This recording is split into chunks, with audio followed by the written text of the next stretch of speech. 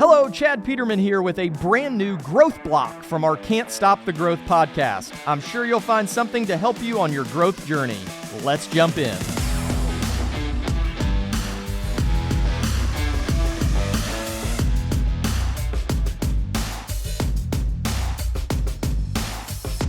Number 3, avoid dream stealers. So I don't like these people. Because there's a lot of people in the world that will tell you that you can't do something. There's a lot of people in the world that, for whatever reason, will come up with every excuse in the book of why something can't be done. I'm here to tell you that anything can be done. Anything can be done. Some things are harder than others, and some things won't work as well as others. It can be done, it may just have to be done a different way.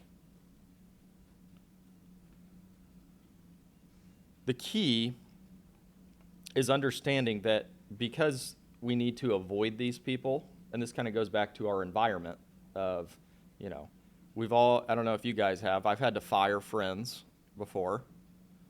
Not like formally, but I'm just probably not going to hang out with you anymore because you are kind of like a drain on my entire life. There's sometimes family members that can get into this category. But what I will tell you is don't be afraid to share.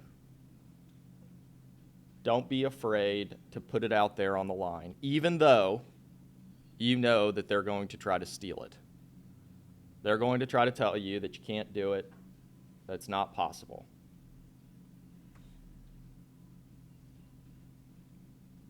One of those, and they're not, like, I think dream stealer is maybe a bad word because that kind of puts a negative spin on the other person when they may not be bad people. They're not bad people at all in often cases.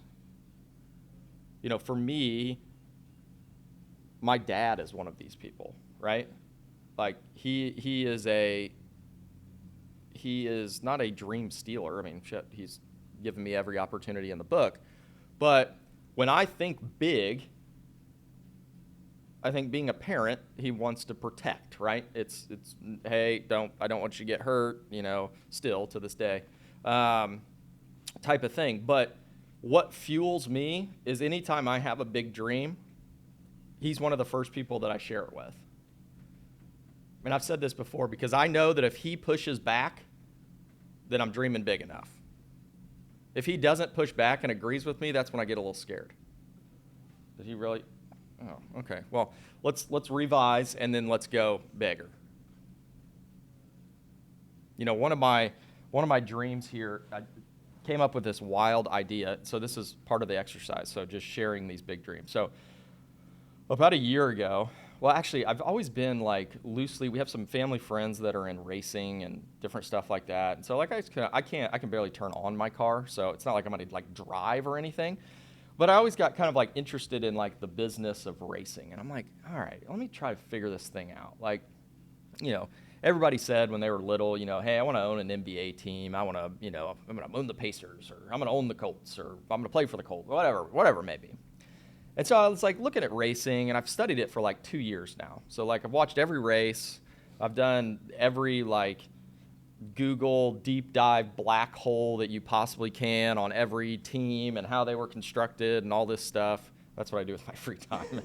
I get into a lot of black holes, searching for this stuff. So anyway, I'm looking at this and I'm okay, so if I ever wanted to do something here, I don't do anything now. We sponsor a go-kart, I think, maybe 2, which is cool. But I said, what's a big goal that would get someone scared? I said, maybe winning the Indy 500. That'd be a big goal. You'd have to do some figuring out to figure out how you would put that all together. So I wrote it down last year on my goal sheet. I said, at some point in time, I want to win the Indy 500. Now, granted, I've never been in a race car. I've never done anything of that sort, but I just thought it'd be cool. I'm like, okay, I think I could figure this out. So that's on my goal sheet, has been for 2 years, is to figure out how to win the Indy 500. So it's amazing. I kid you not. When you start writing this stuff down, it will find you, and it's weird, okay? So start putting this stuff down, and I'm not like actively, this isn't my full-time job. This is like, hey, if I got a few minutes, I'll do this thing. And I'm like, okay, well, I guess I better like talk to some people that like are in racing, that know what in the hell they're doing, because I certainly don't. And so I've met with some people and talked to them, and they're like, oh yeah, you could like do it. I go, no, like win the race. Can you win the race? Is it possible? They go, yeah, it's possible. You can do it. I was like, okay, well, what do I need to know to win the race? And I start rattling off stuff, and I'm writing it down. Okay, sounds good. I need to find this person and this person and that person. I said, well, isn't it a lot about a driver? Don't you need a driver? They're like, oh yeah, there's plenty of drivers. This is what you got to do. You got to sign them. You got to do this, and you're going to need probably, in order to get these types of drivers, you're probably going to need to sign them for. Okay, sounds good to me. All right, write that down. And so I've got kind of a plan here to do this. But again, yesterday was a prime example. I wanted to test out my dream on my dad. And so I did. We were standing in Tyler's office, and we were talking about something, and I said, somehow racing came up, and I go, yeah, I just decided that I'm going to win the Indy 500 at some point in time. Obviously, my dad's like, well, you're going to need a lot of luck to do that. I said, well, probably, but I have figured a few things out. I got a lot more stuff to figure out, but I think I can legitimately do it. I think I can do it. And this is me telling you that I'm going to do this one day. So that will be a fun day when we do that. It probably won't be this year, but we're going to make a run at it at some point in time. So it'll be a lot of fun. And you guys probably think I'm crazy, and that's fine, because that is the good part about dreaming, is you can say whatever you want. So I thought about this a long time. I was like, well, shoot, I'm just going to share this tomorrow, and that way it's public knowledge that I'm going after this, and I'm going to figure out a way to do it. I think it sounds fun.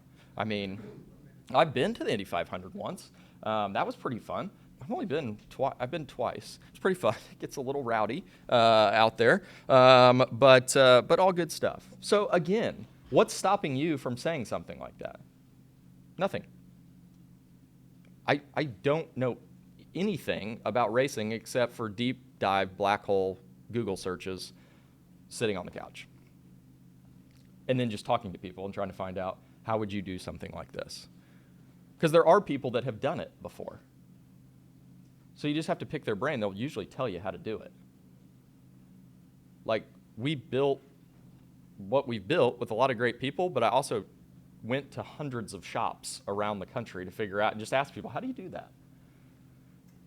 There was a time when I thought I could not figure out why excavators were on a plumbing truck. Like, what are they doing? Like, you got to go through the house or something with that? What? I mean, it looks cool, but why do you need such a big machine? What are they plumbing with? Why do they do that? And then we figured it out, right? We went around to a lot of people and said, hey, what are you doing with that machine? Well, we replaced sewers. I said, what's a sewer? And they said, well, it's connects from the house to the street. And I said, well, that's interesting. I've never seen one. They go, you wouldn't. It's underground. That's why we need the big machine. I said, interesting. But we figured it out, right? We're actually pretty good at it now. But that's where we started. Literally, it started like that. 2015, we joined Nexstar. I sat at a table with the then CEO of Nexstar, and I said, Jack, I know that you've done sewers before. I don't know what that is.